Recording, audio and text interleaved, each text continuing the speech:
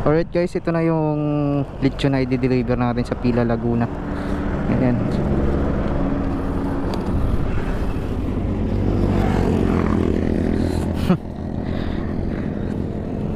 Ayos. So diretso na tayo. Bali 77 kilometers tatakbuhin natin. Medyo malayo-layo guys. Kakauwi ko nga lang galing bakasyon. Nag-chat naman sa akin yung regular kong customer, itong may-ari ng lechon na to. So may di-deliver daw sa Pila, Laguna.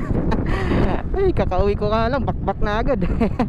So sulit naman ang bayad nito guys, 1.5 papuntang Pila, Laguna. So pwede na guys, ano, kasi sa Lalamove nasa ano lang siya, around 400, wala pang 500 yung regular booking niya.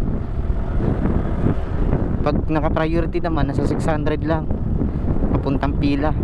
So ito 500 less na commission, gas na lang, di linis na dito yung ano, linis ng 1.3 ko dito.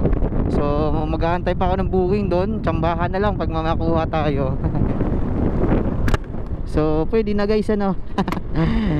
Sana may makuha tayo guys pabalik dito sa Cavite. So dito na ako nakapag-open ng camera sa may Nubali, Panubali na to. So kanina kasi naulan-ulan eh, tinanggalan ko muna siya ng plastic. Binalutan ko kasi yan ng plastic, yung buong lechon na yan. So ngayon uminit na, tinanggalan ko na baka kasi mawala yung lutong. So andito na tayo sa